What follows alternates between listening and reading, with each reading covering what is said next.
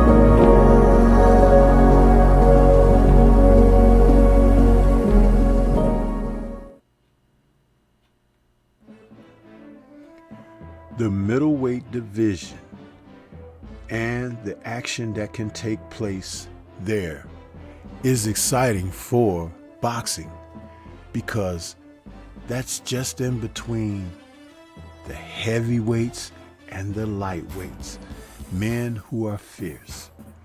And a fierce contender happens to be Sheeraz, who, since the Riyadh season events, has been able to enjoy the opportunities granted by participating on those cards. He seemingly has come out of nowhere. And as he has climbed the ranks, there was consideration that he might be edging toward a fight with Janabek Alankaluni, but maybe his people may veer toward the likes of Carlos Adames. Now, I understand why that would be. You see, Adames is a champion right now, and his current record of 24-1 with 18 KOs finds him a little bit more vulnerable. But that doesn't mean easy. Just the likes of the pickings for a fighter like Sheeraz, who happens to be presently 21-0 with 17 KOs. And according to an article in Boxing News 24, he will reportedly be challenging the WBC middleweight champion Adames on February 22nd. This hasn't been totally confirmed yet, but I could see that his people may be angling him toward this opportunity because it's a more realistic situation that could see Sheeraz become a world titleist. You see, Adames hasn't been the most active of fighters. Adames is a guy who, again, as a champion, has a loss on his record already. And when you look at his career and how it has gone, he has been inactive. The 30-year-old Dominican fighter is 5'11" with a 73-inch reach. His last fight was back in June against Terrell Goucher, in which he won a unanimous decision. But he's just not that active. And when you look at the loss that he has on his record, it goes back to 2019, November, where he took on Patrick Teixeira, and he lost a unanimous decision.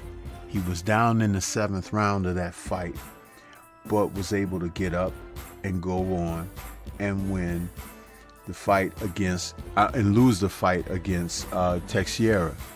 He has since bounced back, even winning a majority decision over the likes of Sergey Derevyanchenko, and a fight again, it was a majority decision victory there. Some people felt that Derevyanchenko should have gotten a nod. Derevyanchenko is a fighter who has gotten some bad raps in the division, but I'm telling you, the middleweights, they need to start sorting things out. So Sheeraz is coming in, and again, according to this article, as he steps forward with what he's trying to do, he's going to go in against the likes of a champion with the opportunity of victory. And let me tell you something about this young fighter here. He's a tall man, and he has range and reach. He's thin and reedy, a lot like Tommy Hearns used to be at the middleweight division. But he's a formidable guy who has plenty of snap on his shots. And against a shorter fighter, the likes of, when you consider someone like Carlos Adames, 5'11", and Sheeraz, who's 6'3", almost 6'4", I don't think that he's going to necessarily be the most active against a fighter with such range. I'm talking about Adames. Hamza is a guy who can box and he can punch. And when you watch him fight, he controls the range extremely well. He appears to be a guy that can pick his shots very well, punch very well on the inside, and that 75-inch reach, he knows how to negotiate real estate. There are fighters who have tried to take it to him, like take his fight against Austin Williams back in June of this year. When he stopped Williams, it was a TKO in the 11th, but he had him down in the 10th. And what seemingly took so long was Sheeraz was being very patient and waiting to see what he could get done, but he could have lit that fire a lot earlier, and Williams would have been out of there earlier. But the patience that he showed there let me know that he's a thinking fighter. And a thinking fighter can be a dangerous guy when he's talented and has a tool set that he can bring out. That jab that he pumps from outside, as well as those short shots that he's able to throw on the inside, make him very formidable. Adames can be open and reckless at times. He likes to try to impose his physicality. But Sheeraz is a guy that will operate well within the range of those type of advances. When you think about Janibek, he's a different sort because Zanabek can fight from outside in and inside out, and Adames is more of a physical presence, just plotting and coming forward. He likes to throw big, overwhelming shots. Sheeraz throws good body shots to wear a guy down with the physicality that a guy like Adames will show. That's the thing that will make for an interesting battle back and forth. You see, all you need is for these men to start facing off against one another, and that will make all the difference in the world. And I do believe that if these two, if the deal is made for this fight to take place, you're going to see an exciting match. But I think it's going to be a part of another card. You see, the people are talking about it. Now, if this goes down in February, is more than likely going to be on one of those undercards of someone else that'll be headlining. But it's still an interesting prospect. It's something that I want to see. But what do you want to see? Sheeraz and Adames. These are two guys that could make for a very interesting fight, and excitement could be on the horizon as well. But what do you think?